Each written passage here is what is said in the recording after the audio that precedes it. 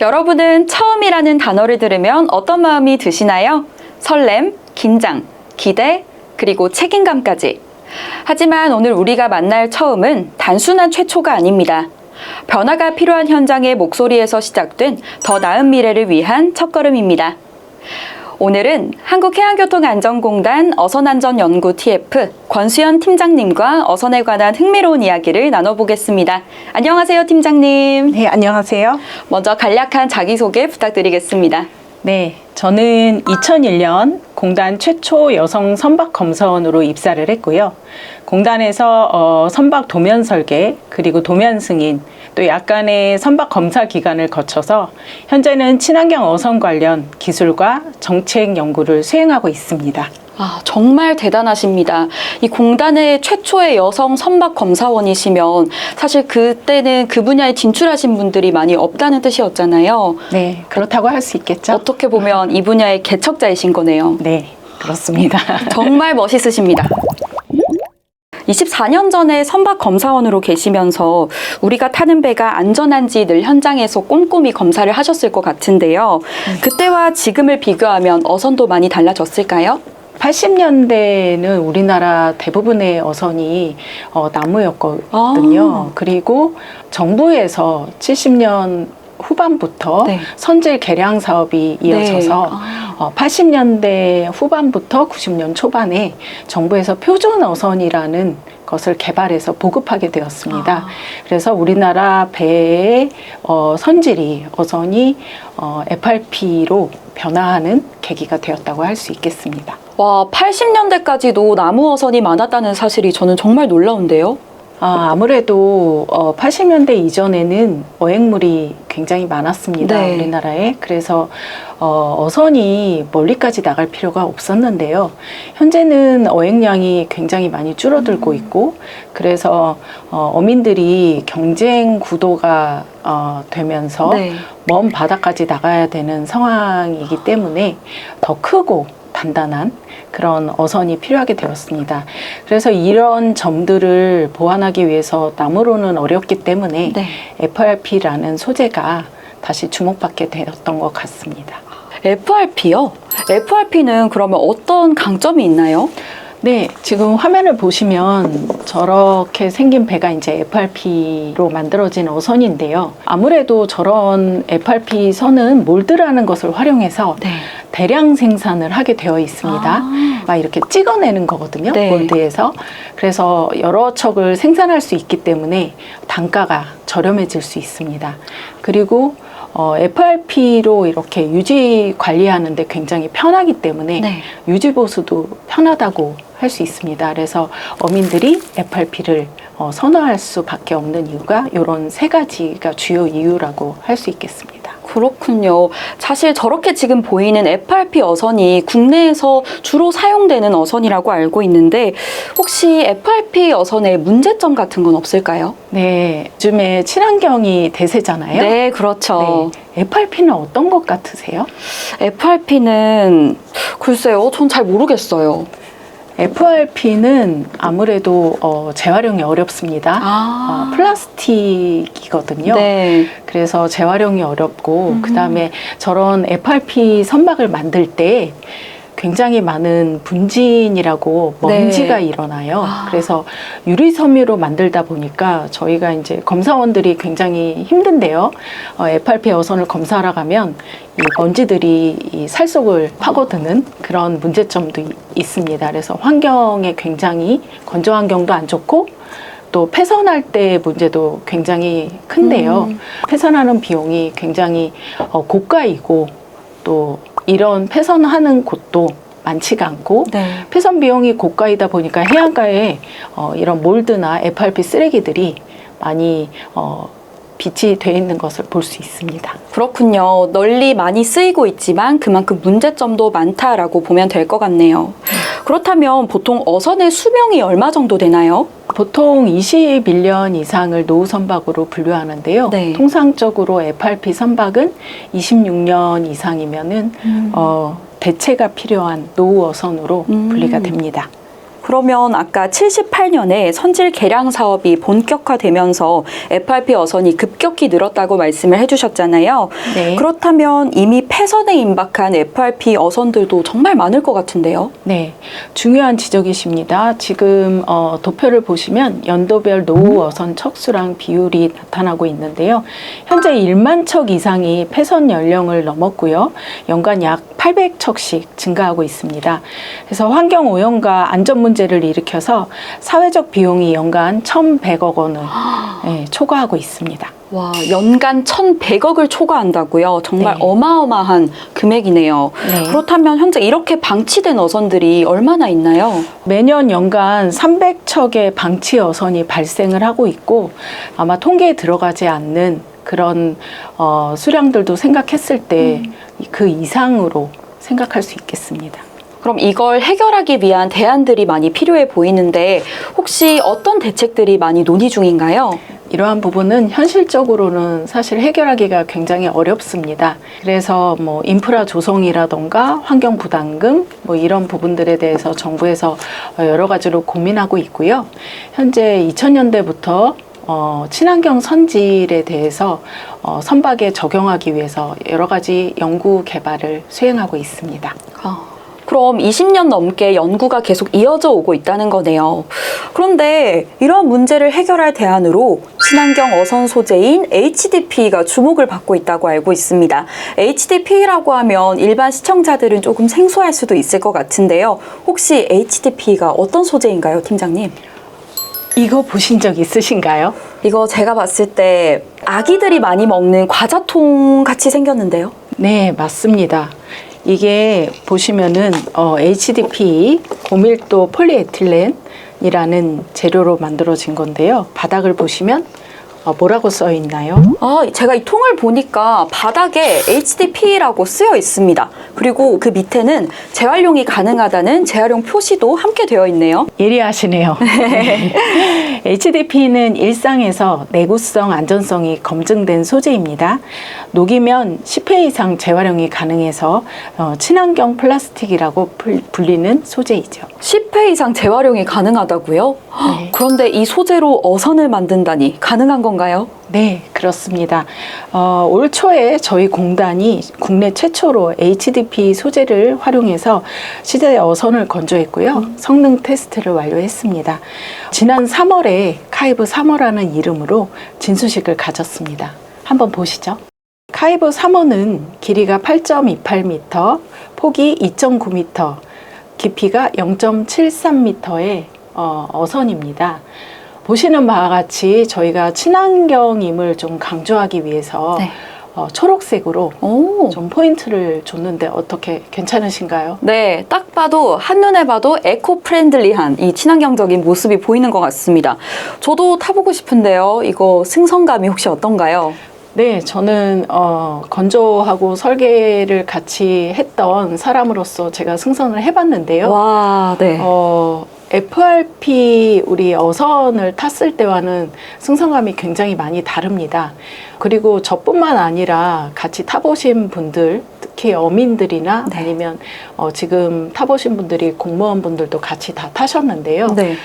승선감이 세단과 같다라는 표현을 하셨어요. 그래서 굉장히 안정적이고 그리고 진동도 적고 네. 소음도 거의 없었다라는 그런 의견이었습니다. 아, 그렇군요. 100% 국내 기술로 완성된 HDPE 선박이잖아요. 네. 기술력과 안정성 그리고 승선감까지 모두 갖춘 결과물인 거네요. 네, 맞습니다. 와, 그렇군요. 그럼 FRP 어선과 비교해서 혹시 성능은 어떤가요? 이게 시험 운전했을 때 최대 속력 32노트를 기록했는데요. 네. 사실 정확하게 비교하려면 재원이나 그러니까 길이나 폭 깊이가 모두 같고 네. 선형이 같은 다른 선질들의 배와 비교를 해야 되는데요. 네. 사실 이 조건을 충족해서 비교하기가 굉장히 어렵습니다.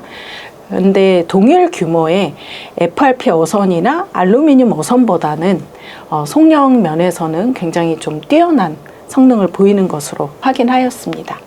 그렇군요. 어선 소재로서 HDPE가 기존 FRP랑 비교했을 때 가지는 강점도 궁금해지는데 혹시 어떤 것들이 있나요? 네, 뭐 앞서서 말씀드린 대로 네. 100% 재활용이 가능하다는 점, 이게 제일 큰 장점으로 볼 수 있고요. 네. 그 다음에 이 HDP는 손상이 굉장히 적습니다. 그래서 별도의 유지 보수가 크게 필요하지 않은 게 장점입니다. 그리고 물보다 비중이 낮습니다. 그래서 물에 떠요. 네. 자체적으로 뜨기 때문에 부력이 좋다고 할 수 있겠습니다. 그럼 이렇게 새로운 재질의 어선이 시장에서 활용되고 또 실용화가 되려면 극복해야 될 문제들이나 과제 같은 것들도 있을 것 같아요. 혹시 어떤 것들이 있나요? 네, 가장 중요한 게 이제 보급을 위해서는 기준 마련이 필요하다고 할 수 있겠습니다. 네. 우리 공단에서 HDP 그 구조 기준에 대해서 잠정적으로 현재는 마련을 해서 이번에 카이브 3호도 건조를 했는데요. 올해 안에 저희가 구조 기준을 완벽하게 만들어서 그래서 제정될 수 있도록 지원할 계획이고요. 두 번째로 가격 경쟁력이 있어야 된다고 생각을 합니다. 지금 HDP라는 소재는 알루미늄과는 다르게 국산에서 제조하는 업체들이 굉장히 많습니다. 그런데 선박용으로 만들기 위해서는 어떠한 기준을 만족해야 되기 때문에 국산이니까 수요가 많으면 당연히 이 기업들이 경쟁을 할 거고 가격적인 측면에서 나중에는 만족할 수 있을 것으로 생각이 듭니다. 세 번째로 이제 안전을 체크할 수 있는 인증 체계에 대한 부분이 필요한데요. 이건 역시 저희 공단에서 인증 체계를 올해 마련을 해서 HDP 선질의 어선을 보급할 수 있도록 저희가 노력할 예정입니다. 네. 세 개 다 모두 중요하지만 그래도 또 안전을 우리가 빼놓을 수 없죠. 그러면 이제 해외에서는 혹시 어떤가요? 저희가 이제 HDP라는 소재에 대해서 처음에 접한 것이 2019년도인데요. 네. 2019년도에 저희가 터키라는 곳을 가서 지금은 튀르키예죠. 네. 터키에 가서 실질적으로 본 결과 해경 쪽에 작전을 하는 배에 많이 쓰이고 있었어요.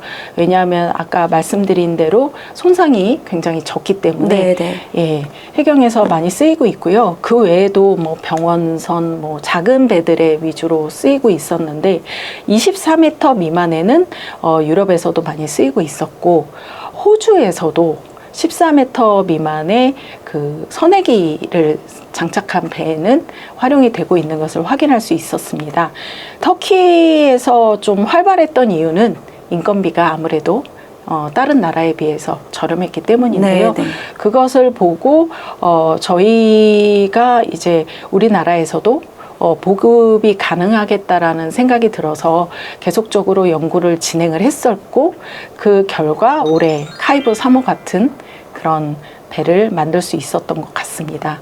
그리고 저희 어선 팀에서 AI 기반 어선 안전 설계 플랫폼 개발을 통해서 이 HDP 어선을 건조를 했고 네. 그다음에 전남 규제자유 특구 사업이라는 연구 사업을 통해서 올해도 6척이라는 어선에 대해서 건조할 예정이기 때문에 앞으로는 해외도 해외지만 국내에서도 이런 시작이 되는데 저희 공단에서 어떤 역할을 하지 않나라는 생각이 듭니다.